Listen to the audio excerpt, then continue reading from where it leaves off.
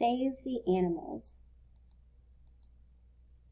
Leo loved to play in the woods, but one day when he went there with Mom, all the trees had disappeared. Leo was very sad. The trees were cut down to make way for new homes, Mom explained. But it was my favorite place to play, cried Leo. I made a fort there. He thought about the wildlife in the woods. Where are all the animals going to live? He asked. Mom sighed. She gave Leo a hug. It's hard for animals when they lose their habitat, she said. Some animals will adapt and find somewhere else to live. Other animals can't do this so easily. Leo thought for a moment. What happens to those animals? He asked. That's a big problem, said Mom. In some places, they die out and are never seen again. Different animals live in different habitats. Examples of habitats include mountains, deserts, rainforests, coral reefs, and the icy poles. Human activities are harming many habitats, putting the animals that live in them at risk. Mountain, a snow leopard.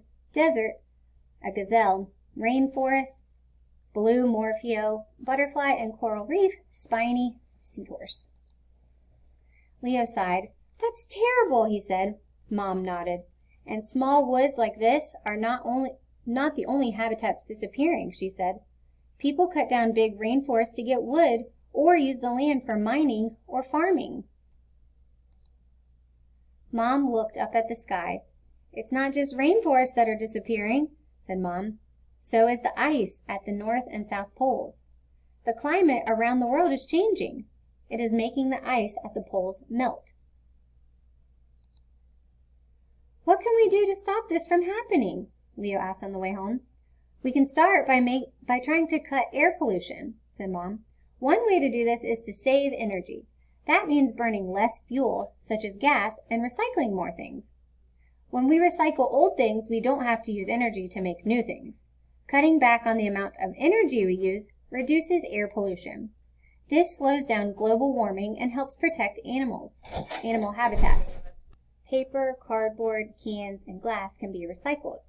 Walking and cycling instead of driving a car saves energy. The next day at school, Leo talked to his teacher, Mr. Green. What can we do to take care of our planet and help save the animals? Leo asked. You could put recycling boxes in all the classrooms, said Mr. Green, and turn off the lights when people leave them on. We should find out more about endangered animals and their habitats, said Mr. Green. The class painted pictures of animals at risk. Leo painted a tiger in a rainforest. Let's have a wildlife action day, suggested Leo. We could raise money to help animals in danger. Mr. Green thought this was a great idea. All these animals and their habitats are endangered. The walrus hunts in the icy Arctic. The hawksbill turtle swims around colorful coral reefs. The orangutan swings through the rainforest. The Wildlife Action Day was a big success. There was animal face painting and a game to guess the name of the gorilla. Best of all was the pet competition. The winner was a cat named Ziggy. Ziggy was fierce and looked just like a tiger. At the end of the day, Leo helped Mr. Green count the money. Leo smiled.